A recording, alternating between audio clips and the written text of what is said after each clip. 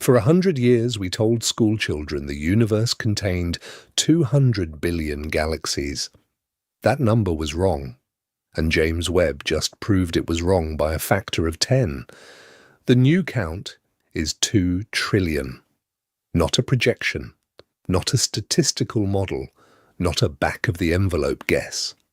2 trillion galaxies in the observable universe, derived from direct infrared imaging of the deepest patches of sky that human beings have ever photographed.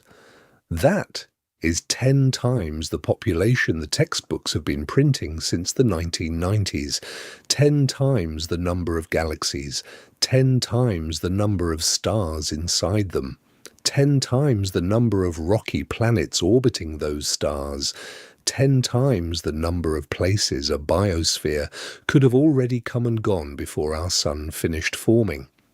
And the part that should stop you cold is this: the upgrade from 200 billion to 2 trillion is not a correction. It is a boundary breaking. Because for the new number to be right, something in the physics of the early universe has to be rewritten, and nobody, not NASA, not the European Space Agency, not the teams running James Webb right now, is fully willing to say out loud what that would mean. If this has you hooked, subscribe to the channel so you don't miss what comes next, because this story is just getting started. Drop a comment below. I want to know where in the world you're watching from, what time it is where you are, and your honest take on this. If the universe has 10 times more galaxies than we thought, is the textbook we grew up with just outdated? Or is it hiding the discovery that we are not remotely alone? Tell me what you think. Now, settle in, because we have a lot to unpack. Part 1. The number that fell apart. Right now, as you are watching this, every mainstream science textbook in print is quoting a galaxy count that the data no longer supports. 200 billion. You will find it on Wikipedia. You will find it in graduate astrophysics courses. You will find it in the press releases that NASA itself issued less than a decade ago. You will find it in the voiceover of nearly every space documentary produced between 1996 and 2023. 200 billion. It is the number we agreed on. It is the number we taught our children. It is the number we printed inside the glossy margins of coffee table science books. It is also, according to the most sensitive infrared instrument ever launched into space, almost certainly wrong. To understand how a number that confident could be that wrong, we have to go back to the moment it was born. It was December of 1995. The Hubble Space Telescope had been operating in low Earth orbit for 5 years. Its mirror had been corrected. Its cameras had matured. And a senior astronomer named Robert Williams was about to make a decision that was, at the time, widely regarded as a waste of the most expensive observatory humanity had ever built. He was going to point Hubble at nothing, not literally nothing, a single patch of sky in the constellation Ursa Major, chosen specifically because it was as close to empty as a patch of sky could be. No known nebulae, no bright stars, no catalogued galaxies. A blank spot roughly 1/24th of the width of the full moon, the width of a grain of sand held at arm's length. Williams and his team pointed the telescope at this dark patch and opened the shutter. They kept it open for 10 straight days. 342 exposures, more than 100 orbits of the Earth, all of it stacked, pixel by pixel, onto a single image that developers inside the Space Telescope Science Institute watched assemble itself like a photograph in a dark room tray. What appeared was not nothing. What appeared was 3,000 galaxies. In a patch of sky smaller than your thumbnail at arm's length, stared at for 10 days by the best camera we had ever built, Hubble resolved 3,000 distinct galactic objects, spirals, ellipticals, dwarfs, mergers in progress, objects so distant their light had been travelling toward Earth for more than 12 billion years. From that single pinhole of the sky, astronomers extrapolated. If one grain of sand contains 3,000 galaxies and the sky is made of an almost unimaginable number of grains of sand, then the total galaxy count could be estimated by simple multiplication. They ran the math. They landed with a range of uncertainties stacked on top of each other on a number between 100 and 200 billion. That number stood for 30 years. 30 years. Now, the National Aeronautics and Space Administration, an agency not exactly known for dramatic corrections to its own public educational materials, has quietly begun revising it. Their public-facing pages no longer quote the 200 billion figure with confidence. Internal documents speak in ranges. Outreach scripts that once said the universe contains hundreds of billions of galaxies now say possibly 2 trillion or more. And when NASA quietly changes a number it has been teaching the public for 3 decades, you should probably pay attention to why. The correction came from 2 places. The first was a paper published in 2016 by a team at the University of Nottingham, led by an astronomer named Christopher Consolis. They were not looking for a correction. They were doing routine modelling work on how galaxies evolve over cosmic time, a field called Galaxy Luminosity Function Analysis.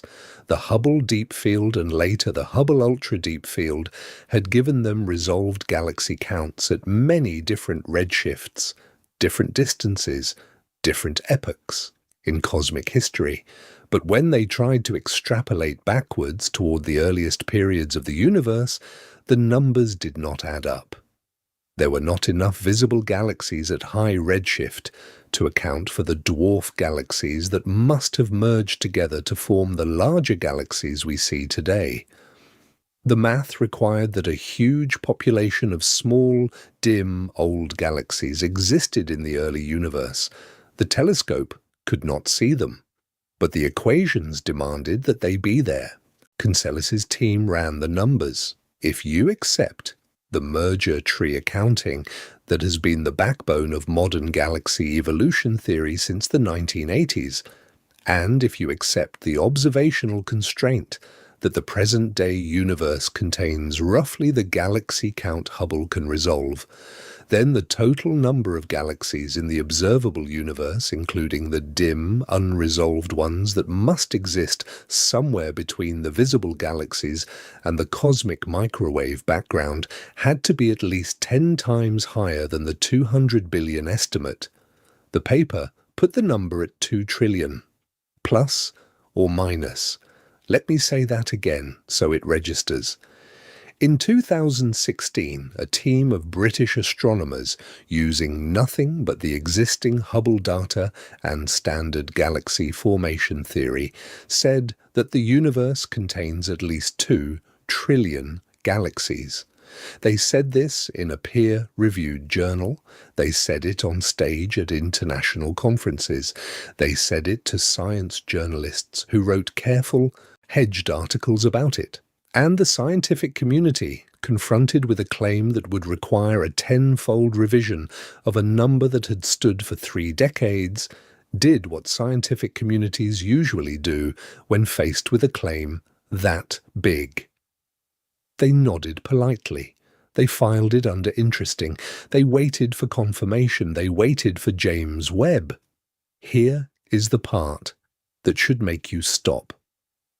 The James Webb Space Telescope was already under construction when Consolis's paper was published. Its mirror was being polished. Its sunshield was being folded. Its launch date was being pushed back again and again. Webb was designed specifically and explicitly to see in the infrared. Hubble could not. And the reason that mattered The reason Webb's design was a bet on a revision that nobody had yet confirmed is that the galaxies Conselus's team predicted must exist. The missing 10/9 of the universe would, by the laws of cosmological redshift, be invisible to Hubble and visible only to an infrared-optimized instrument operating far beyond Earth's thermal noise.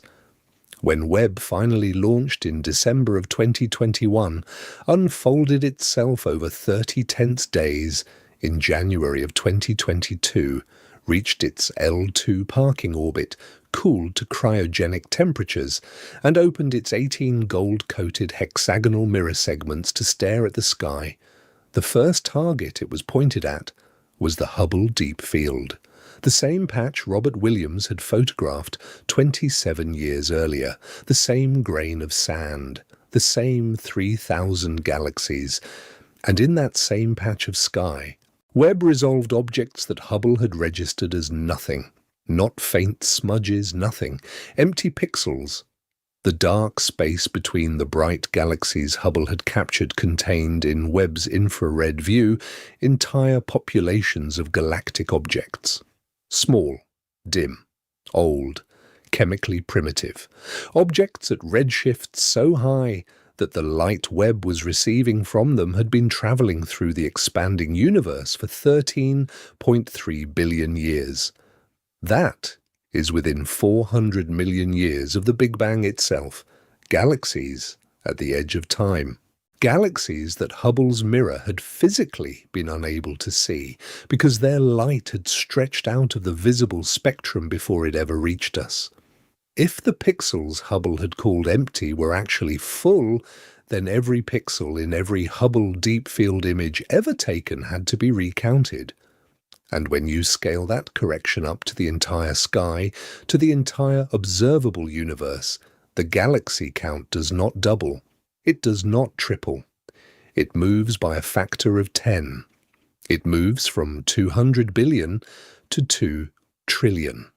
That is where the number came from. That is the moment 30 years of textbooks became obsolete. Not a guess, not a model. Direct imaging of a sky patch we thought we had already finished looking at, turning out to contain 10 times the structure we had seen, and this is only the first patch. This is only one grain of sand. The work of counting the actual sky, of extending Webb's deep field surveys across the full celestial sphere, is only just beginning. The 2 trillion figure is, almost certainly, itself an undercount. We will come back to that. But before we do, I want to spend a moment on the question of how this was even possible. How a telescope built in the 1980s and launched in the 1990s could have missed, systematically, 90% of the galaxies in the universe. Because the answer is not that Hubble was a bad telescope. Hubble was an extraordinary telescope, and it remains one to this day. The answer is something stranger. The answer is that the universe has been hiding most of itself from us in a very specific way. A way that has to do with the color of light, and the speed of expansion, and the shape of time. Part 2. The pixel that lied to us. Imagine for a moment a satellite photograph of a city at night. From orbit, the city appears as a bright pattern of lights, the grid of downtown, the ribbons of the highways, the scattered glow of the suburbs. Now imagine you are given 2 versions of this photograph. The first is taken with a camera that has 1 meter of resolution.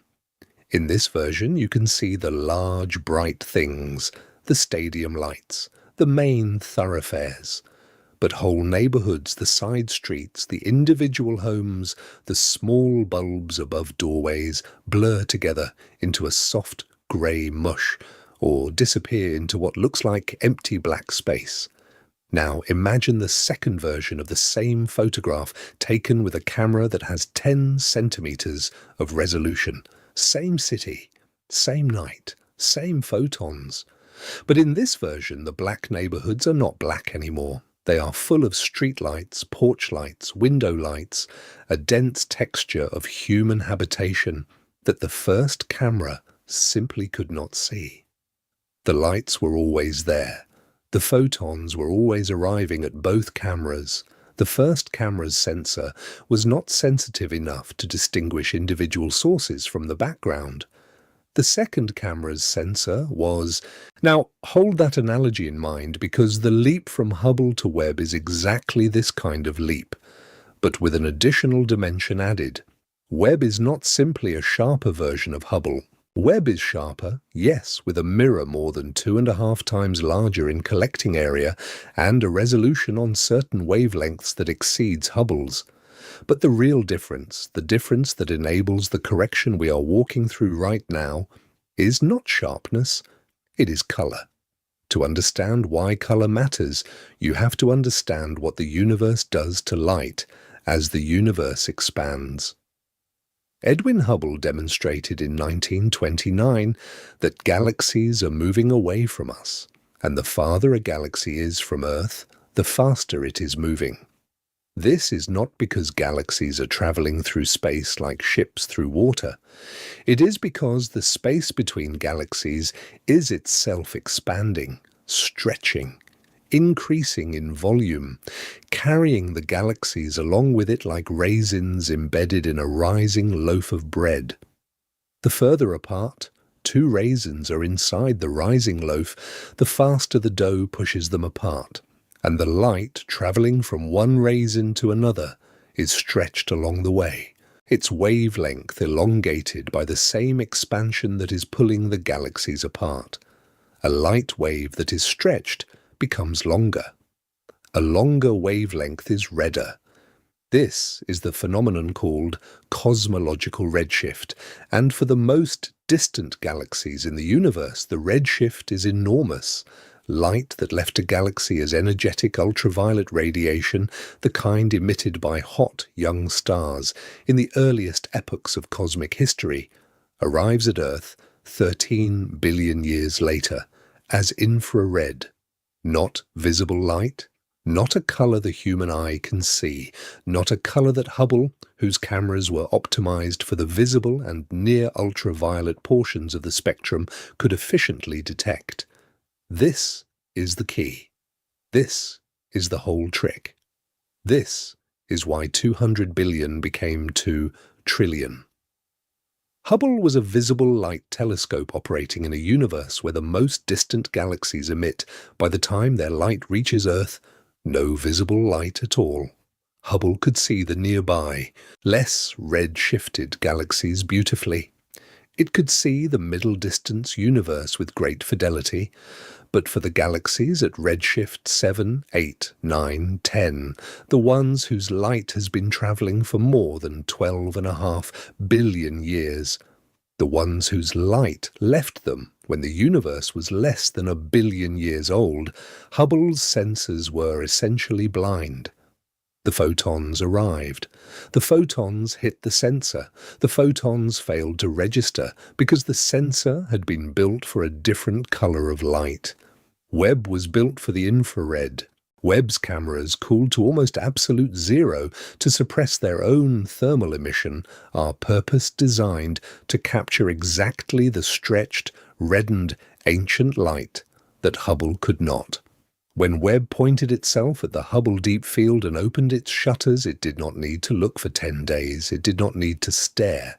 In a single exposure, it saw galaxies that Hubble, with a 10-day integration, had missed. Think about what that means. Think about it not as a technical detail, but as a fact about the history of human astronomy.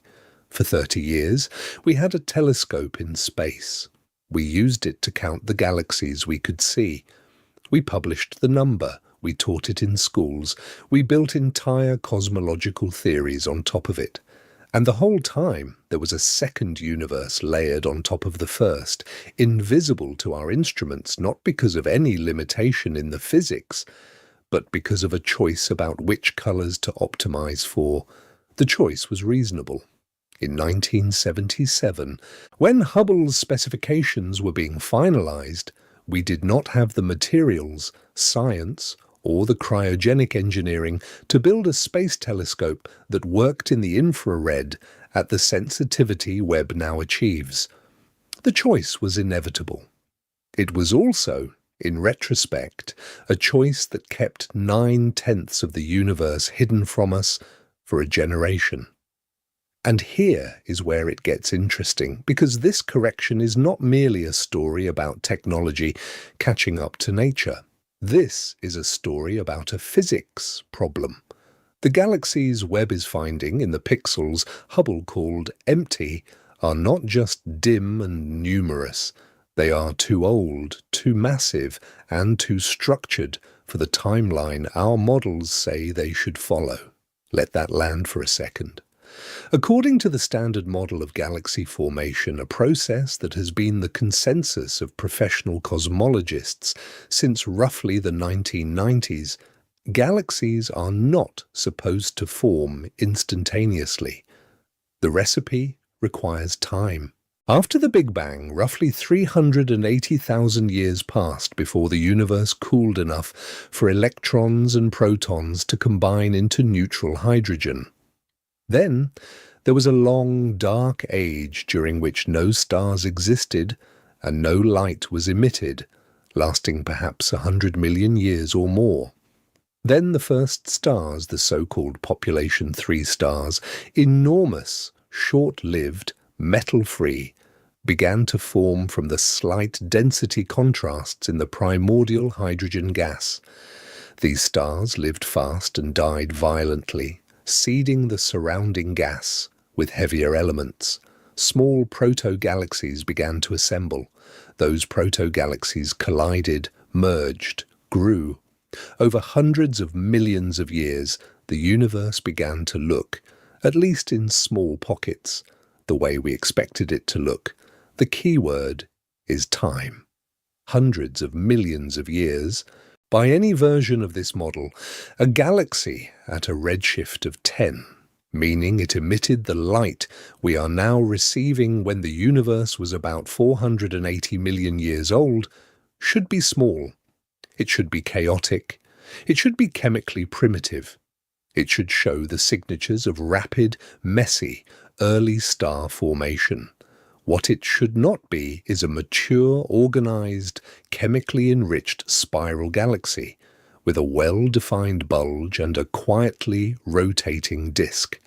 And yet, that is exactly what Webb has found, multiple times. In multiple fields of view, Webb has resolved galaxies at redshifts above 10 that look, to the trained eye of a galaxy morphologist, already fully assembled. Galaxies with mature stellar populations, galaxies with heavy elements present at levels that should have taken 1 billion years of stellar nucleosynthesis to produce. Galaxies with organized rotational structure. Galaxies whose total mass, inferred from their luminosity, approaches that of our own Milky Way, reached at a cosmic epoch when there should not yet have been enough time to assemble anything on that scale. The models said it shouldn't be possible. The data says it is happening. And when the models and the data disagree, the models lose. This is the second surprise of the Webb era, and in many ways it is a deeper surprise than the factor of 10 galaxy count. A larger universe is a quantitative correction. A universe that assembles itself faster than our physics allows is a qualitative one. Something somewhere in the chain of assumptions that leads from the Big Bang to the present-day sky has to be adjusted. The question nobody in the professional community has a confident answer to yet is which link. There are, very roughly, 3 hypotheses in serious circulation. The first is that our estimates of cosmic time are wrong, that the universe is older than we think, giving the early galaxies more time to assemble. This would require adjustments to the Hubble constant, to the age of the cosmic microwave background, and to a host of interlocking measurements. It is disfavored because those measurements have been independently cross-checked by multiple instruments over multiple decades. The second is that the physics of galaxy formation itself is wrong, that gas collapses faster, stars form more efficiently, or dark matter behaves differently at early times than the standard model predicts. This is the most active area of current theoretical work. The third is that the early universe contained seed structures, dense regions, primordial black holes, exotic forms of matter that the standard cosmological model has not properly accounted for. This is the most speculative and the most unsettling, because it would mean that our picture of the Big Bang itself is missing a chapter.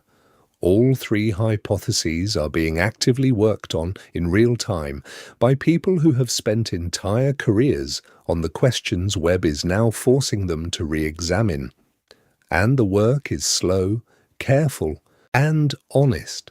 Science does not move on press release timescales, it moves on peer review timescales, but it is moving. And the direction it is moving for now is toward a universe that is bigger and older and stranger than the textbooks we grew up with had prepared us for. Part 3. What nobody is willing to say out loud. There is a conversation happening inside professional astrophysics right now that has not yet fully reached the public. It is a quiet conversation, a cautious conversation. It happens at international conferences, in hotel bar late-night sessions after the formal talks have ended.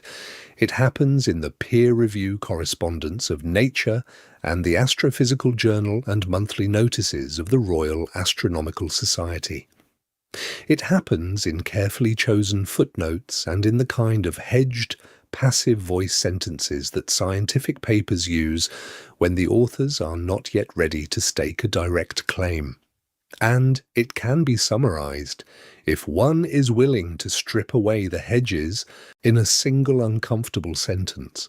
The standard cosmological model, the lambda cold dark matter model, the one that has held as the consensus framework for 60 years, the one that produces nearly every cosmological prediction you will find in any contemporary physics textbook, may not be able to accommodate what James Webb is finding. Let that land for a second. This is not a fringe position. It is not being advanced by cranks or by the fringe science media. It is being discussed in the same journals by the same teams using the same instruments that built the standard model in the first place. The people raising the question are not outsiders. They are the people who calibrated the model over the course of their careers. They are the ones who built its computational engines, who derived its parameters, who defended it against earlier, less rigorous challenges. And they are now, in 2025 and 2026, the ones saying, carefully, that the new data does not fit. To appreciate how significant that is, you have to understand what the Lambda CDM model actually does. It is a framework that takes a small number of input parameters, the expansion rate of the universe, the density of ordinary matter, the density of dark matter, the density of dark energy, the flatness of space, the amplitude and spectral tilt of the primordial density fluctuations, and from those inputs predicts essentially everything we have observed in cosmology. The temperature of the cosmic microwave background, the ratio of hydrogen to helium, the large-scale distribution of galaxy clusters, the statistical pattern of galaxy clustering on every scale from millions of light-years down to tens of megaparsecs. It is, by any honest accounting, one of the most successful physical theories ever constructed. It passes test after test after test. What it predicts, when you run it forward from the Big Bang with the parameters that best fit the cosmic microwave background and local expansion measurements, is a specific timeline of structure formation. In that timeline, the earliest bright galaxies appear around 400 to 500 million years after the Big Bang. They are small, chaotic, metal-poor, and rapidly star-forming. Their brightness grows over the following hundreds of millions of years as star formation accelerates and mergers consolidate mass into larger objects. By 1 billion years after the Big Bang, you start to see the first recognizable mature galaxies. By 2 billion years, the universe has a texture that begins to resemble the present-day cosmos. Webb is finding at 400 million years galaxies that the Lambda CDM model does not predict until 1 billion years at the earliest. At redshifts that correspond to 300 to 400 million years after the Big Bang, Webb is finding galaxies whose inferred masses rival the mass of the Milky Way today. That is not a small discrepancy. That is a factor of 2 or 3 mismatch in the predicted timeline multiplied across thousands of galaxies and across the entire deep field volume Webb has so far surveyed. The word you hear most often in the papers that are now working through the implications is tension. There is tension between the data and the model. Tension is a technical word in cosmology. It means a statistically significant disagreement between predicted and observed values, one that cannot be easily explained away by measurement error or by small parameter adjustments. Tension is what a scientist says when the data is disagreeing with the theory and neither can be dismissed. There are multiple tensions in cosmology right now. The Hubble tension, which refers to the fact that measurements of the expansion rate of the universe based on the cosmic microwave background give a different value than measurements based on nearby supernovae, a disagreement that has persisted for more than a decade and that no amount of extra precision has resolved. The sigma-8 tension, which refers to discrepancies between the amplitude of density fluctuations predicted by the CMB and the amplitude measured in galaxy clustering surveys. And now, the early galaxy tension, which is what Webb is adding to the pile. Here is the part that should bother you. A single tension in isolation could be a sign that one measurement is imperfect, that there is systematic error in the data or in the modeling. But when you have 3 independent tensions all pointing in slightly different directions, all requiring different adjustments to the standard model to resolve, you are no longer looking at a measurement error. You are looking at a pattern. You are looking at a model that is failing in multiple places simultaneously. And when a physical model fails in multiple places simultaneously, the history of physics tells us something quite specific about what that usually means. It usually means that a deeper theory is trying to emerge, that the framework that held for a generation is being stressed in just the way a scaffolding stresses before a revision, that the quiet revolutions that produce new physics are already underway, visible only to the people closest to the data, not yet nameable, not yet explained, but real. No one is willing to say this out loud yet, in the professional sense. No one is calling a press conference to announce that Lambda CDM is dead. The model is not dead. It is, in fact, still the best predictive framework we have, and it will remain so until something better is constructed. But the people building the next generation of cosmological theory, the people working in modified gravity, in interacting dark energy, in warm dark matter, in primordial black hole cosmology, in inflationary models with non-standard initial conditions, are working with a freshness and urgency that was not present 10 years ago. Something is loose. Something is moving. And what James Webb is seeing in the earliest 400 million years of the universe is a significant piece of the pressure that is forcing the motion. This is the deep reason that the 2 trillion galaxy revision matters. It is not just that there are 10 times more galaxies than we thought. It is that those galaxies, arriving in the timeline earlier than the model permits, with masses larger than the model permits, with structures more mature than the model permits, are exerting a cumulative pressure on the foundations of cosmology itself. A 10-fold correction in galaxy count is a headline. A fundamental revision of the timeline of structure formation is a paradigm shift. And the honest answer, the one that will not fit in a press release, but that is being carefully worked out in the scientific literature as you listen to this, is that we may be at the beginning of such a shift right now. What comes next is not certain.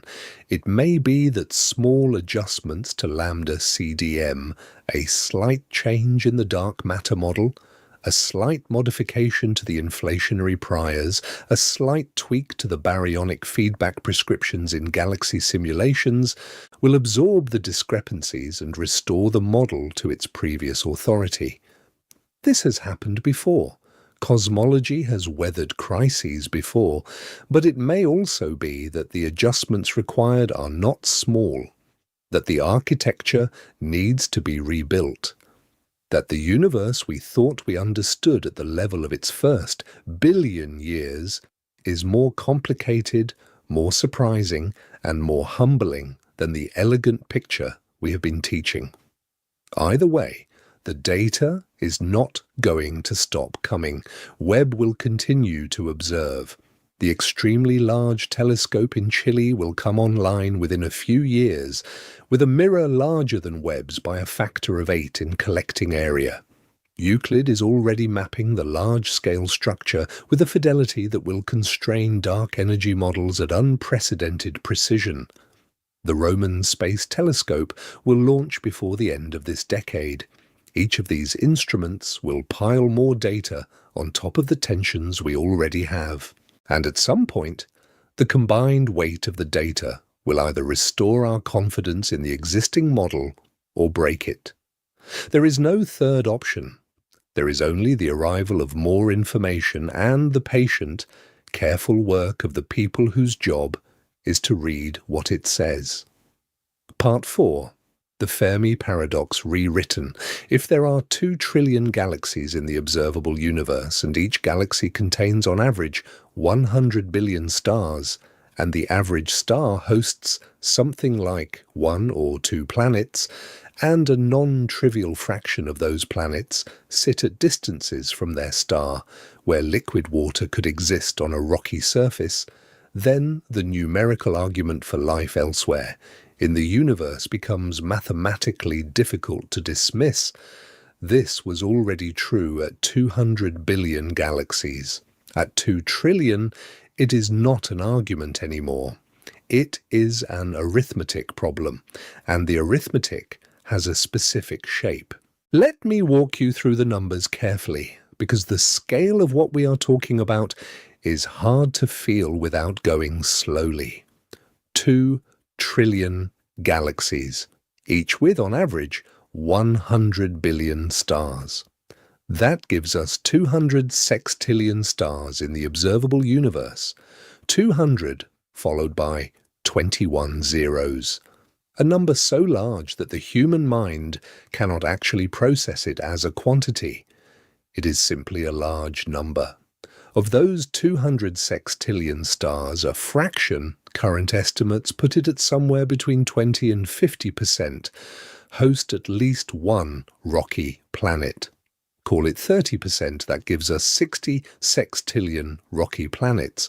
Of those, a smaller fraction estimates range widely, but 10% is a middle-of-the-road guess. Orbit their stars at a distance that allows liquid water to persist on the surface for long stretches of geological time. That gives us 6 sextillion potentially habitable rocky worlds, 6 followed by 21 zeros. 6,000 billion planets in the observable universe where the basic thermodynamic conditions for biochemistry are satisfied. And from all of those worlds across 13.8 billion years of cosmic history, we have detected exactly nothing. No signals, no artifacts, no transmissions, no unambiguous biosignatures. Silence. This is the Fermi paradox, formulated by the Italian-American physicist Enrico Fermi in 1950 during a lunchtime conversation at Los Alamos National Laboratory. The story, as it is usually told, goes like this. Fermi was having lunch with 3 colleagues. The conversation drifted, as lunchtime conversations among physicists often do, to the topic of extraterrestrial life. Fermi ran some rough mental calculations of the kind he was famous for. The galaxy is old, he noted. The galaxy is large. Technological civilizations, if they exist, would have had time to colonize every star in the Milky Way many times over. Where, Fermi asked, is everybody? The question is harder than it sounds because every attempt to answer it runs into uncomfortable implications. The easy answer is that life is rare, that Earth is, if not unique, at least extraordinarily unusual, that the sequence of steps required to produce a thinking, communicating organism is so improbable that even 6 sextillion habitable planets is not enough to produce another case of it. This is the Great Filter hypothesis. It says that somewhere in the path from dead chemistry to interstellar civilization, there is a step so difficult that almost nothing gets past it. Maybe it is abiogenesis, the origin of life itself. Maybe it is the transition from prokaryotic to eukaryotic cells, a jump that on Earth took nearly 2 billion years. Maybe it is the emergence of multicellular organisms. Maybe it is the development of language or agriculture or industrial civilization.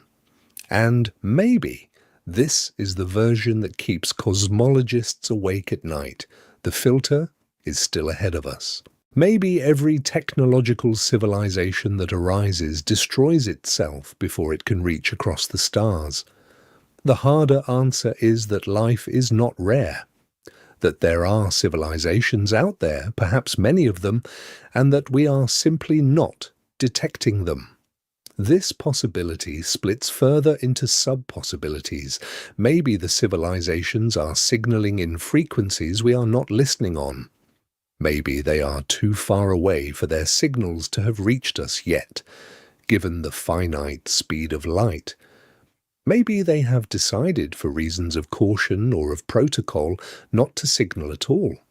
Maybe they are signaling, but their signals look like noise to our ears. Maybe the universe is populated by civilizations that pass through a brief radio-loud phase and then transition to forms of communication that we cannot detect. Maybe the silence is the signal. Fermi asked his question in 1950, assuming a galaxy count that was wildly smaller than the number we now know. At that time, the Milky Way was the largest structure most astronomers talked about. The existence of other galaxies had only been confirmed 26 years earlier by Edwin Hubble's observations of Cepheid variable stars in Andromeda. The estimates of total galactic count were in the billions, maybe 100 billion, maybe more. At those numbers, Fermi's question was already strange. At 2 trillion, it becomes something else. Consider what 2 trillion galaxies implies for the distribution of technological civilizations. Even under the most pessimistic assumptions about the frequency of life, the frequency of intelligence, and the frequency of technology, even under assumptions that would make our own existence appear vanishingly improbable, In retrospect, the expected number of civilizations in the observable universe at any given moment is not one. It is many orders of magnitude larger than one. The mathematics, honestly applied, does not produce a universe in which Earth is likely to be the only civilization. It produces a universe in which civilizations are likely to be common, and in which the absence of detected signals becomes, as the number of possible sources grows, a deeper and deeper mystery. Here is where it gets interesting, because the 2 trillion galaxy correction does not merely strengthen the Fermi paradox, it changes its character. Fermi asked, "Where is everybody?" The updated question with the new number is something more like, how have we managed not to hear anything when there is this much of everything out there? The sky in the updated model is not sparsely populated with potential broadcasters. It is densely populated across 13 billion years of cosmic history with potential broadcasters, and we have heard from all of them nothing. The honest response to this, I think, is that we do not know what it means. There are thoughtful people working on all the competing hypotheses. There are radio astronomers listening to the sky. There are optical astronomers looking for laser signatures. There are biochemists looking for spectroscopic signatures of alien metabolism in exoplanet atmospheres. There are theorists refining the great filter arguments. There are philosophers arguing about whether our failure to detect civilizations is a statement about the universe or a statement about us. All of this work is being done in parallel, and none of it has yet produced a conclusive answer. What 2 trillion galaxies does, what James Webb's correction does, is narrow the space of possible answers. Some versions of the rare Earth hypothesis become harder to sustain when the number of habitable planets grows by a factor of 10. Some versions of the zoo hypothesis become harder to sustain when the number of potential civilizations grows by a factor of 10. The silence that surrounds us has to be explained by something. And whatever the explanation is, it now has to work against a backdrop of 2,000 billion galaxies worth of possibility. There is a version of this story in which the correction is good news. A universe with more galaxies is a universe with more opportunities for life, for complexity, for thought. A universe with more galaxies is a universe that is more statistically likely to produce in its corners the kind of extraordinary emergences that produced us. If the universe is bigger than we thought, then the chance that we are alone in it is smaller than we thought. And the chance that somewhere out there, at some distance across the dark, something else is also looking up at its sky and wondering, that chance is, by the arithmetic of the new correction, 10 times what the old textbooks allowed. Part 5. Why the early universe should not look like this. To understand why the galaxies Webb is finding are so strange, you have to understand what the early universe was supposed to look like. And to understand that, you have to understand the recipe that produces cosmic structure, the slow, gravity-driven choreography by which nearly featureless hot plasma becomes the galaxies and galaxy clusters and superclusters we see today. This recipe has been refined over decades by theorists, tested by supercomputer simulations, and validated against a battery of cosmological observations. Until 2022, it appeared to be working very well. Since 2022, it has been quietly absorbing the increasingly uncomfortable reality that the real universe may be cooking faster than the recipe predicts. The recipe starts at a moment called recombination, roughly 380,000 years after the Big Bang. Before recombination, the universe was a hot, dense plasma of protons, electrons, and photons, too energetic for atoms to form. Light could not travel freely. Matter was a glowing fog. At recombination, the universe cooled enough, down to about 3,000 Kelvin, for electrons and protons to combine into neutral hydrogen atoms. Light could finally travel. The universe became transparent for the first time. The photons that were traveling at that moment have been traveling ever since, stretched by cosmic expansion into the microwave radiation we now detect as the cosmic microwave background. At the moment of recombination, the universe was almost perfectly uniform. Measurements of the CMB show temperature fluctuations of only about 1 part in 100,000, almost uniform, but not perfectly. And those tiny imperfections, those 1 part in 100,000 density contrasts, were the seeds of everything that came later. Regions slightly denser than average would pull in matter from their surroundings, growing denser still. Regions slightly less dense would empty out. The first billion years of cosmic history is, at the most basic level, the story of those seed contrasts amplifying under gravity until they become first the first stars, then the first galaxies, then the large-scale web of cosmic structure. The timing of each step in this process is not a matter of authorial choice. It is set by physics. The first stars cannot form until the gravitational collapse of pristine hydrogen clouds has proceeded far enough for fusion to ignite in their cores. That process, under the conditions of the early universe, takes tens to hundreds of millions of years. The first galaxies cannot form until enough first stars have lived and died and seeded the gas with heavier elements that cool more efficiently. That process takes longer still. Mature, organized, rotating galaxies with the kind of structure we see in the Milky Way today require sustained star formation, gas accretion, and merger activity lasting at minimum several 100 million years, and typically 1 billion or more. Here is where the problem appears. Webb is finding galaxies at redshift 10, redshift 11, even redshift 12 and 13, corresponding to cosmic ages of 3 to 450 million years after the Big Bang, that look fully assembled. Galaxies with stellar populations already in place.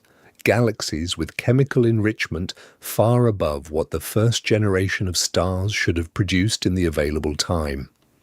Galaxies with masses approaching the mass of our own galaxy today, achieved at cosmic epochs, when, according to the standard recipe, the universe simply should not have had enough time to build something that large. The atmosphere of the early universe, if we can borrow the phrase from meteorology for a moment, was moving faster than the physics said it should. Something was compressing time. Something was accelerating the assembly. The question is what? 3 hypotheses are currently in serious play. The first is that the efficiency of star formation at early times was much higher than our models predict. In standard galaxy simulations, only a small fraction of available gas actually converts into stars, because feedback processes, radiation pressure from young stars, winds from massive stars, supernova explosions blow gas out of forming galaxies and suppress further star formation. If this feedback was less effective in the early universe, gas could have collapsed into stars more rapidly, producing galaxies with more mass and more light per unit of available material. This would explain Webb's observations without requiring any changes to fundamental physics. It would only require adjustments to the subgrid modeling of feedback processes. In cosmological simulations, it is, in some ways, the most conservative hypothesis. It is also the one that theoretical work over the last 2 years has made progressively harder to sustain, because the required efficiency increases are extreme. The second hypothesis is that the dark matter behaves differently at early times than the standard cold dark matter model predicts. In the cold dark matter model, dark matter particles move slowly and clump gravitationally on all scales, forming a hierarchical web of halos and subhalos that serve as the scaffolding inside which ordinary matter falls and forms galaxies. A slight modification, perhaps warm dark matter, perhaps self-interacting dark matter, perhaps axion-like particles that behave as a coherent quantum field on large scales, could change the timing and efficiency of halo formation in ways that produce earlier and more massive galaxies. These alternative dark matter models have been discussed for decades, usually at the fringes of cosmological theory, and usually dismissed because cold dark matter fit the data just fine. Webb is changing that calculation. Alternative dark matter models, once fringe, are now being seriously re-examined. The third hypothesis is that primordial black holes played a role in early structure formation. If black holes formed directly from density fluctuations in the very early universe rather than from the collapse of stars, they could have served as gravitational seeds around which gas accreted and galaxies assembled much faster than the standard recipe allows. This hypothesis has been around since the 1970s and was long considered exotic. Recent work on the Webb data has made it more plausible, though not confirmed. If it turns out to be correct, it would imply that black holes existed before galaxies, that galaxies formed around black holes rather than producing them, and would require a significant rewrite of how we tell the story of the early universe. Notice that all three hypotheses require something to change. None of them is consistent with the standard model as currently formulated. In that sense, Webb's early galaxy observations are not merely a tension to be resolved by better measurements, they are increasingly a mandate for theoretical modification. The question is which modification, not whether modification will be needed. This matters because it tells us something about the nature of the universe we actually inhabit. Either the first few 100 million years proceeded under conditions that differed measurably from what our models assume, or the composition of matter during that era differed measurably from what our models assume, or the initial conditions of structure formation included features, seed black holes, primordial overdensities, unknown scalar fields that our models have not yet incorporated. Each possibility is a significant departure from the story we have been telling ourselves about cosmic beginnings. Each requires us to admit that the elegant picture we had sketched is missing something, and the missing something is large enough to account for galaxies we did not expect to exist, at epochs we did not expect them to appear, with structures we did not expect them to possess.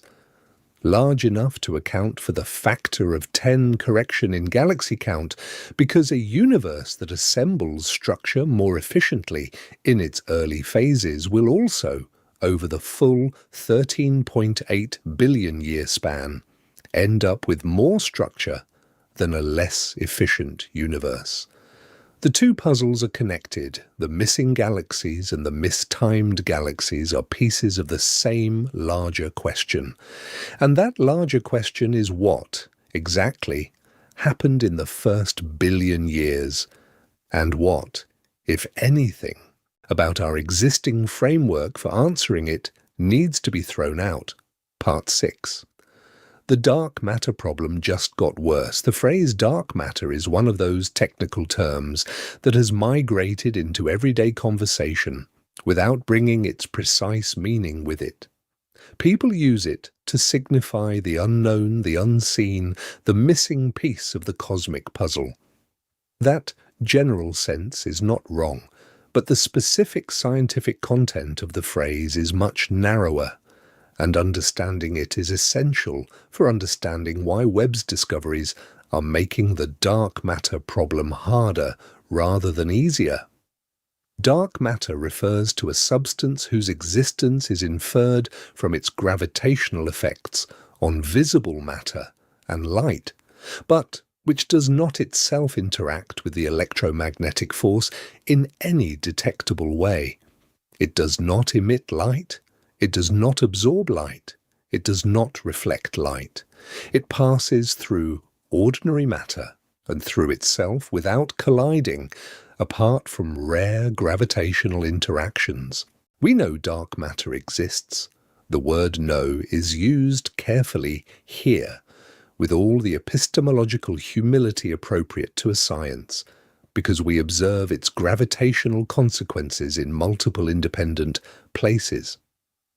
The rotation curves of spiral galaxies, the velocity dispersions of galaxies within clusters, the gravitational lensing of distant light sources by foreground structures, the structure of the cosmic microwave background, the large-scale distribution of galaxies in the universe.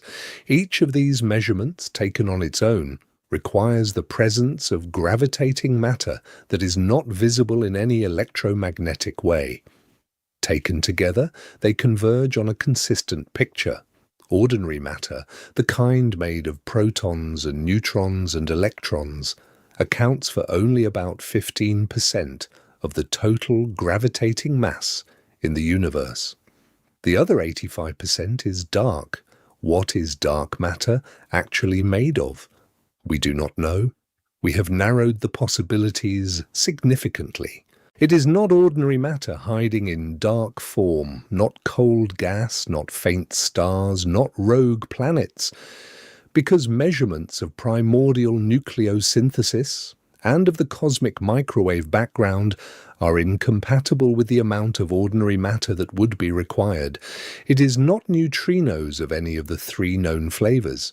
They are too light and move too fast to clump gravitationally on the scales required.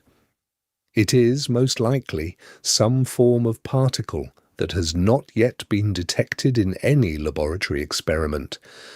Direct detection experiments, deep underground, heavily shielded, looking for the extraordinarily rare events in which a dark matter particle might collide with a nucleus of ordinary matter, have been running for decades. So far, they have found nothing. The null results have progressively ruled out the most popular candidate particles one by one without ever identifying the right one. This is the state of affairs we enter the Webb era with. Dark matter exists. Dark matter dominates the mass budget of the universe. Dark matter has never been directly detected.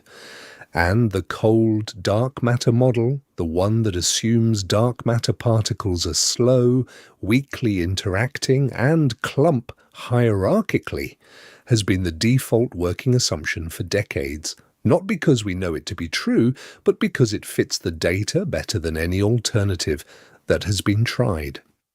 Webb is pressing on that assumption in a new way. If galaxies assembled earlier and more massively than the cold dark matter model predicts, then one of the following must be true. Either the dark matter halos in which those galaxies formed were more concentrated and more abundant at early times than the cold, dark matter simulations produce, or the efficiency with which gas converted into stars inside those halos was much higher than standard feedback physics allows, or the dark matter itself is not cold, not slow, not the specific kind of particle the standard model has been built around. Walk through the implications. If dark matter halos at early times were more concentrated than predicted, this might suggest that the primordial power spectrum of density fluctuations had more small-scale power than the nearly scale-invariant form that inflation produces. This would be a deep revision of our picture of the very early universe, predating even recombination. If gas-to-star conversion was much more efficient in early galaxies than our feedback models allow, this would suggest either that feedback was weaker at early times or that the gas itself had different properties. Perhaps because it had not yet been mixed with heavy elements, perhaps because the magnetic fields and turbulence that regulate star formation at later times had not yet had time to develop. If dark matter is not cold but warm, or self-interacting, or fuzzy, then the entire hierarchy of structure formation changes, with implications for galactic dynamics, for cluster substructure, for the count and distribution of dwarf galaxies, and ultimately for the appearance of the large-scale structure of the universe we observe today. Each of these is a significant departure from the working model. Each of them, taken alone, would be a paper to write, a result to defend, a hypothesis to test. Webb is producing data that push simultaneously on all three possibilities, not in a decisive way, but in a cumulative way. The community is absorbing the pressure. The theoretical papers are beginning to multiply. And every time a new Webb Deep Field result lands, a cohort of simulators and theorists has to decide whether their preferred modification of the standard model survives the latest round of evidence. It is worth mentioning, because it would be dishonest not to, that there is a minority view within professional physics that the whole problem of dark matter is a sign that our theory of gravity itself is incomplete. This view, associated most prominently with the Israeli physicist Mordechai Milgram and with the family of theories called modified Newtonian dynamics, argues that the gravitational laws we use, Newton's and then Einstein's refinement, work perfectly well in the strong field regime of the solar system, but begin to break down at the very weak accelerations that characterize galactic outer regions and intergalactic scales. If gravity behaves slightly differently than Newton and Einstein predicted at those extremely weak accelerations, then the phenomena we currently attribute to dark matter might instead be phenomena of modified gravity, with no actual dark substance required at all. This view has been, for most of its 40-year history, decisively minority. Cold, dark matter fits the cosmic microwave background. Modified gravity, in its simplest forms, does not. Cold, dark matter reproduces the large-scale structure of galaxy clustering. Simple modified gravity models struggle with this. Most professional cosmologists, most of the time, have treated modified gravity as a curiosity rather than a serious alternative. Webb is not vindicating modified gravity. That is important to say clearly. Webb is, however, making the dark matter problem harder to solve within the standard framework. And when a problem becomes harder to solve in the standard framework, the minority alternatives, the ones that had been relegated to the margins, receive renewed attention. Theorists who have spent their careers defending modified gravity are now finding a more receptive audience in conferences and in journals. The question is not whether modified gravity is correct. The question is whether the data is now broad enough and diverse enough that the professional community has to take it more seriously as one of several possibilities worth pursuing in parallel. This is not a story about a bigger universe. This is a story about a universe whose rules we are less sure of than we were last decade. The 2 trillion galaxy correction is connected through the chain of physical reasoning we have just walked through to every other open question in modern cosmology. More galaxies at early times means stronger pressure on dark matter models. Stronger pressure on dark matter models means less confidence in the cold dark matter assumption. Less confidence in the cold dark matter assumption means a theoretical landscape in which alternatives, warm dark matter, interacting dark energy, modified gravity, primordial black holes, all receive more attention than they did before. And a theoretical landscape in serious flux is one in which, however gradually, consensus starts to shift. We are probably a decade away, maybe 2, from knowing how this resolves. The next generation of cosmological measurements from Euclid, from the Roman Space Telescope, from the Vera Rubin Observatory, from the Square Kilometre Array, from the Extremely Large Telescope, will collectively produce so much new data that the current tensions will either be resolved or sharpened into outright contradictions. Either way, the picture a decade from now will be clearer than the picture we have today. In the meantime, we sit with the honest fact that the galaxy count has grown by a factor of 10, that the timeline of structure formation is under pressure, that dark matter remains an inferred but undetected substance, and that the elegant framework we have been using to describe the universe for 60 years is working less perfectly than it used to. Part 7. The invisible galaxies nobody has time to count. So far we have been talking about the galaxies Webb has found, the bright, the distant, the early, the anomalously massive. What we have not talked about nearly enough are the galaxies Webb is finding in a different category entirely, the ones that are not distant at all, the ones that are, in cosmic terms, practically next door, the ones that have been there all along and that, for reasons both technical and institutional, we did not see. These are the dwarf galaxies and the ultra-faint galaxies. They are small by galactic standards.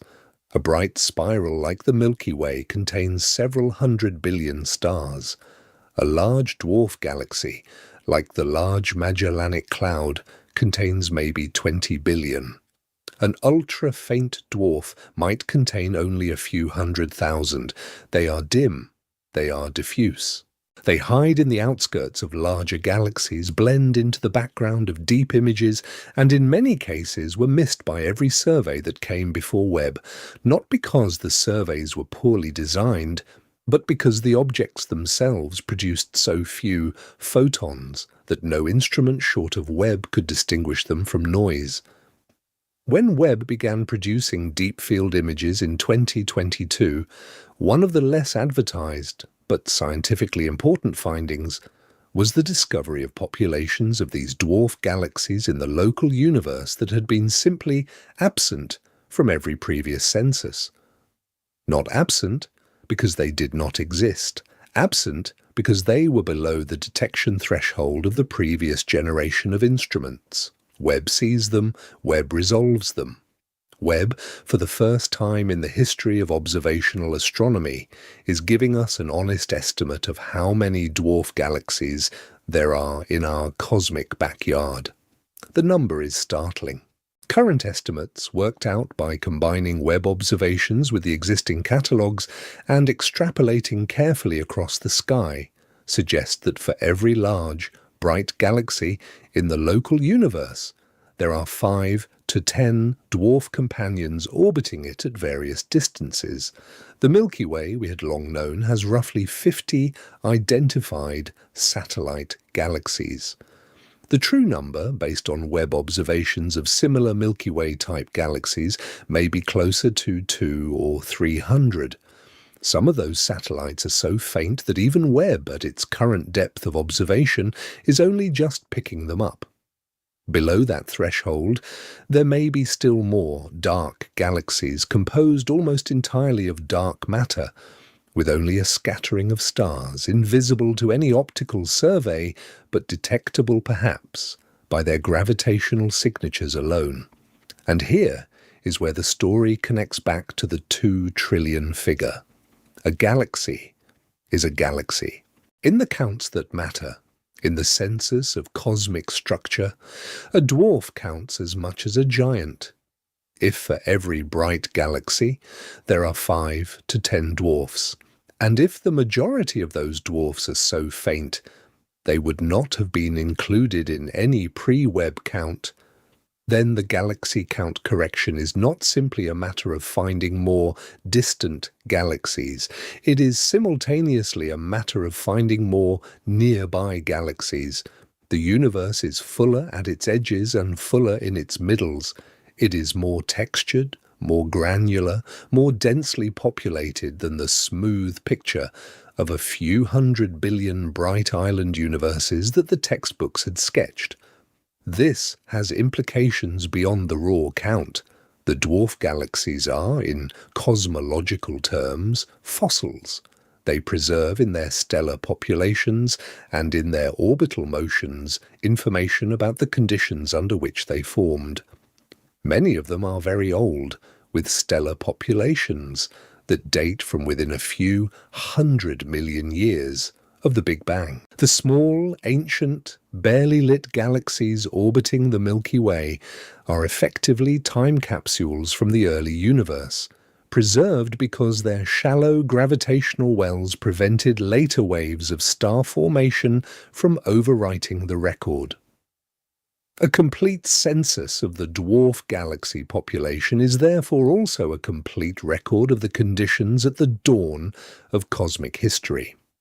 The data Webb is collecting in the local universe combined with the data it is collecting at the edge of the observable universe will eventually produce a much fuller picture of how the first structures formed than anything we have had before. There is something fitting about this. The headline number, 2 trillion galaxies, concentrates our attention on the vast, the distant, the cosmological. The quieter discovery, hundreds of previously unknown dwarf galaxies within a few million light-years of us, concentrates our attention on the local, the nearby, the often overlooked. Both are pieces of the same correction.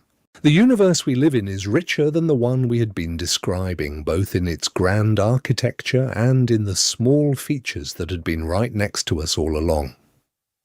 It is tempting, when confronted with a number as large as 2 trillion, to feel overwhelmed, to feel small, to conclude that we cannot possibly comprehend a quantity that vast, and so we should not try. But the opposite instinct is more productive. The invisible galaxies, the forgotten dwarfs, the dim fossils from the dawn of time, these are not abstractions.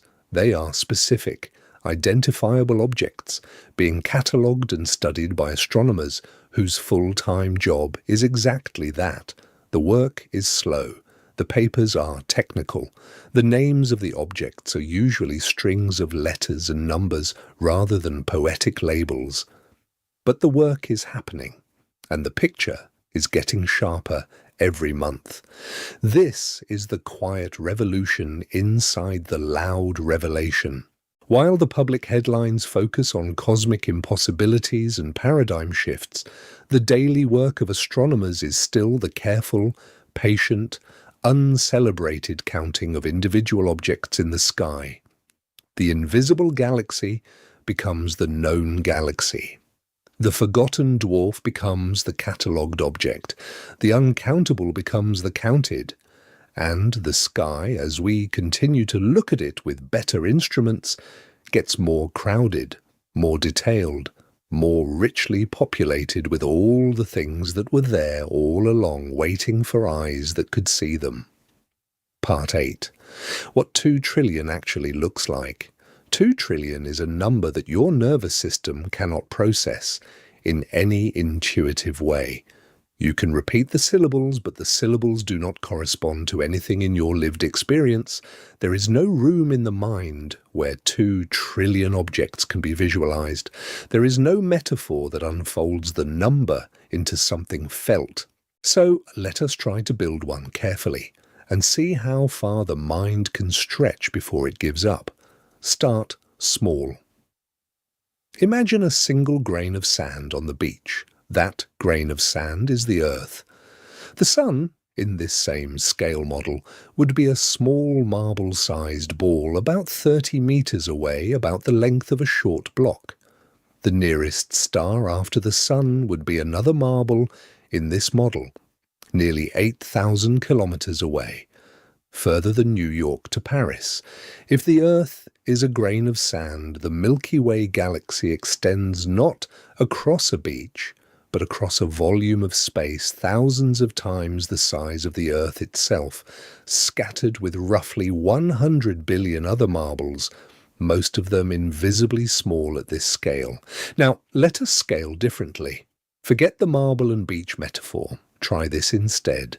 Take a single galaxy, the Milky Way say, though any galaxy will do, and represent it as a single grain of sand. A single tiny white crystal, the kind you could balance on a fingertip. The observable universe in this model would not fit on a single beach. It would not fit inside a single swimming pool.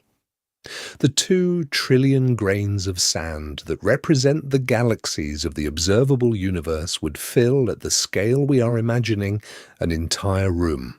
Not a small room, a medium-sized room, about the volume of an average living room, entirely filled, floor to ceiling, with grains of sand, each one a galaxy of 100 billion stars. That is 2 trillion. A living room of sand where each grain is a wheel of stars larger than human imagination can handle. Or try another scale. If you counted 1 galaxy per second, starting now, how long would it take to count them all? 2 trillion seconds. Divide by 60. That is 33 billion minutes. Divide by 60 again. That is 550 million hours.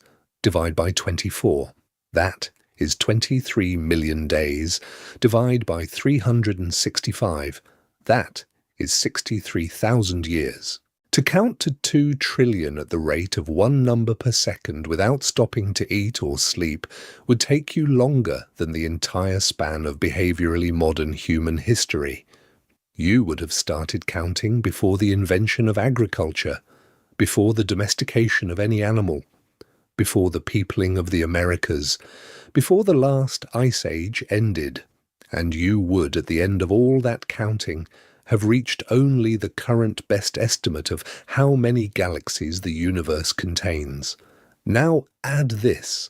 Every human who has ever lived across the roughly 300,000 years since anatomically modern Homo sapiens appeared totals approximately 117 billion people.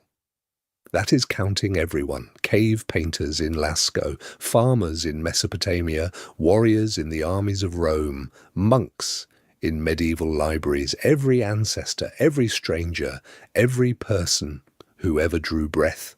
117 billion total human lives.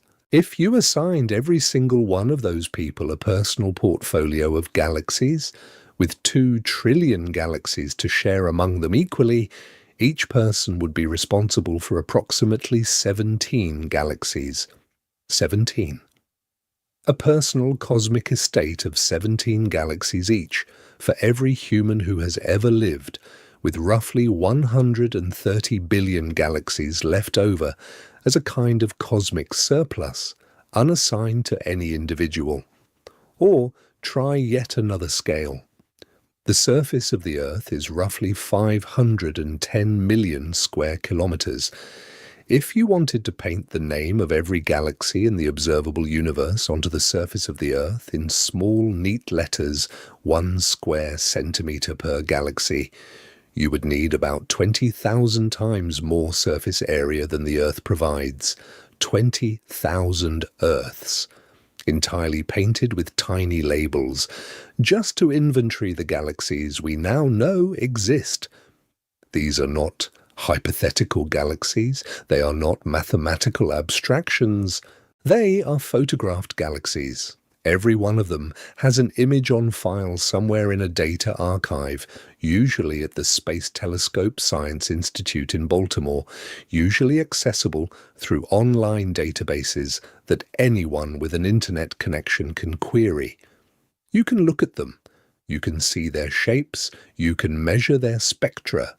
Their existence is not a matter of inference or interpretation, it is a matter of pixels on a sensor, photons on a detector, data captured in an imaging run. Every galaxy in the 2 trillion count has, somewhere, a photographic record of itself. They are as real as the moon. The reason the number is hard to hold is not that it is abstract.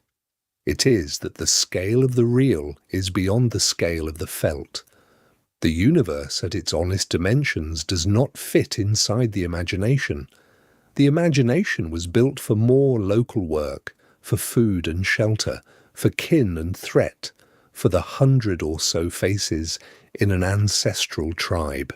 The imagination was not built for 2 trillion galaxies, any more than it was built for the age of the universe or for the size of an atomic nucleus, or for the 10 billion year lifespan of a star. When we ask the imagination to hold these quantities, the imagination politely hands them back and offers us, in their place, a metaphor. A grain of sand on a fingertip, a living room filled with crystals, a count that would take 63,000 years to complete. The metaphor is not a failure of thought, it is a tool for thought. The metaphor is how we handle quantities that exceed us, and the metaphor, honestly constructed, carries with it the correct emotional content. There is a lot of sky out there. There is more of it than we had understood. There are more galaxies than human history has had seconds. There are more potentially habitable worlds than the Earth has ever had human inhabitants. The universe is unimaginably large, and it is also, at exactly the scale that we are discovering, populated, dense with structure, textured with detail, crowded with objects that we are only now beginning to see. Part 9. The next number is probably bigger. The history of how many galaxies are in the universe is, if you look at it carefully, a history of correction upon correction. Each correction arrived when a new instrument, with new capabilities, began returning data that the previous best estimate could not accommodate. Each correction produced, for a generation, a new consensus figure. Each consensus figure was held with confidence, with the professional authority of the experts of that generation, until the next instrument arrived, and the next correction became unavoidable. In 1923, Edwin Hubble was photographing variable stars in the faint smudge of light, known as the Andromeda Nebula. Using the period luminosity relation discovered by Henrietta Leavitt, Hubble measured the distance to Andromeda. It came in at about 900,000 light-years, a distance far beyond any plausible estimate of the size of the Milky Way. This single measurement settled a debate that had divided astronomy for decades. Andromeda was not a nebula inside the Milky Way, it was its own independent system of stars, a separate galaxy. Before Hubble's 1923 measurement, the default assumption of most professional astronomers was that the Milky Way was the universe. The galaxy count of the universe, in other words, was one galaxy, our own. After 1923, the count became unbounded. The sky was full of other island universes, how many could not yet be said. In the decades that followed, as larger telescopes came online and more galaxies were catalogued, the estimates grew. By the 1960s, with improved photographic surveys of the sky, the working estimate was in the hundreds of millions, possibly a few billion galaxies in the observable universe. It was not a precise number. Nobody had actually counted. It was a rough extrapolation based on limited surveys, scaled up under assumptions that were understood to be rough. The number was useful for giving students a sense of cosmic scale, but no professional astronomer would have defended it to more than an order of magnitude. In 1995, the Hubble Deep Field changed that. For the first time, astronomers had a small patch of sky imaged to extraordinary depth, with every galaxy in the field counted individually. The extrapolation from that single patch to the entire sky produced the figure of roughly 200 billion, which held for 30 years and was taught to 2 generations of students as simply true. In 2016, Consolis and colleagues produced the modelling paper that first said the number should be 2 trillion. In 2022, Webb confirmed the direction of the correction, though the precise magnitude continues to be refined. At the rate observations are accumulating, and at the rate our understanding of dwarf galaxies and high redshift populations is improving, there is every reason to expect that the 2 trillion figure is itself an underestimate. The actual count, when it is finally pinned down to the level of precision our data allows, may be 3 trillion, it may be 5, it may be more. And the pattern of the corrections matters. 1 galaxy to a billion to 200 billion, 200 billion to 2 trillion. Each correction is a factor of 1,000 or more. Each correction arrived when the generation of instruments preceding it was finally replaced by something with new capabilities. And each time, the new number was closer to the true value than the old number, but not yet the true value, just the latest approximation, held with slightly less confidence than the last, and likely to be corrected again. What comes next? The extremely large telescope, currently under construction in the Atacama Desert of Chile, will have a primary mirror 39 meters across, more than 4 times the diameter of the Webb mirror and 16 times the mirror area. It will see farther, dimmer, and in more detail than any telescope ever built. It will produce, when it comes online in the late 2020s, deep field images at a resolution Webb cannot match. The galaxy count that emerges from ELT observations will almost certainly be larger than the Webb count, not because the universe will have grown, but because our ability to resolve its faintest structures will have grown. The Vera Rubin Observatory, in operation now and ramping up toward its full survey, is producing photometric observations of billions of galaxies across the entire accessible sky every few nights.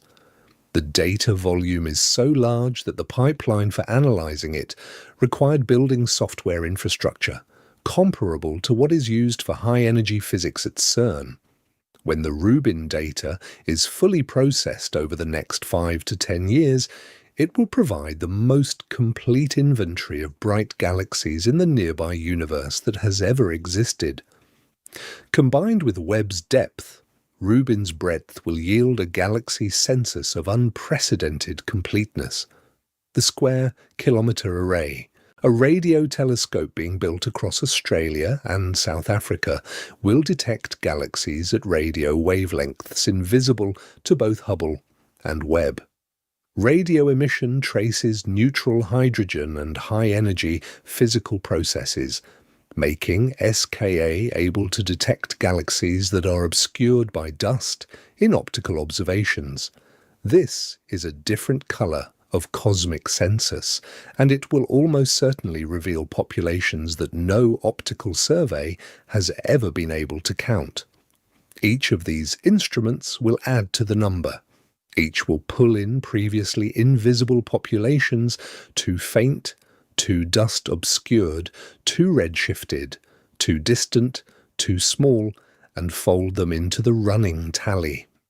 And each new count will be, in its own way, an admission that the previous count was incomplete, that the universe at every generation of our observation has proven bigger than the generation's best instruments could see. This is the pattern worth taking forward. The question is not how many galaxies are in the universe. The question is whether our instruments will ever catch up to the universe they are pointed at, or whether the phrase the observable universe will always describe a tenth, a hundredth, a thousandth of what is actually out there. The answer, based on every correction that has come before, is probably that we will never finish counting. The universe is not exhausted by any one generation's view of it. Each generation sees what its instruments permit and concludes, often confidently, that this is what is there. And each subsequent generation with slightly better instruments discovers that this was a local estimate, accurate only to the limits of the generation that produced it. There is a beautiful kind of humility built into the history of astronomy. It is the humility of knowing that the sky you are looking at is not the sky in its fullness. It is the sky filtered through your instruments, pruned by your sensitivity thresholds, cropped by your field of view, limited by your integration time. The sky in its fullness is always larger than the sky you see. The count you produce is always a lower bound. The universe is always at least as large as your most recent estimate, and probably considerably larger. Accepting that humility is, in its way, a kind of release. The universe does not owe us a final number. The number it reveals is the number it reveals for now, given what we can measure, given how much time and care we have put into the measurement. Tomorrow, or in a decade, or in a century, the number will change again. Not because the universe is changing. The universe, on the time scales relevant here, is essentially unchanging, because we are changing, because we are becoming, generation by generation, slightly better equipped to see what was already there. 2 trillion galaxies is the best count we have for now. It will be improved. It will be corrected. It will be, in the fullness of time, replaced by a number that someone in a future century will teach their children as if it were the obviously correct figure. And that future number will also be, at the time of its replacement, an underestimate. The universe stays the same size. Our humility changes.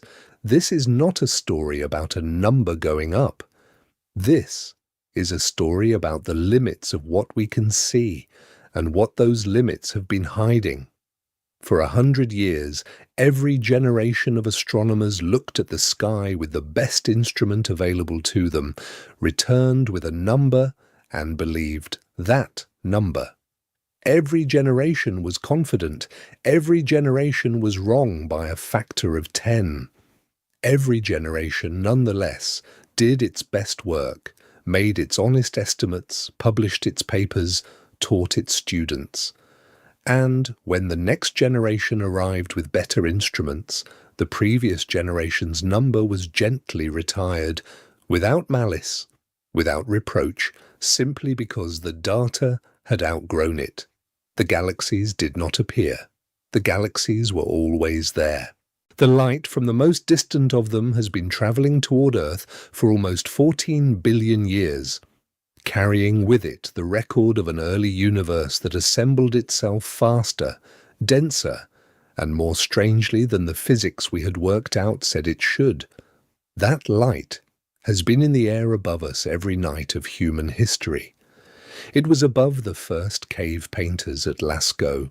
It was above the Mesopotamian farmers of the Fertile Crescent.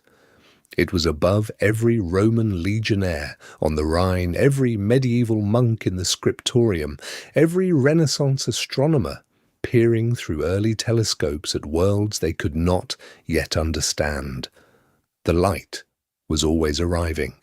We simply did not have eyes for it. And now we do.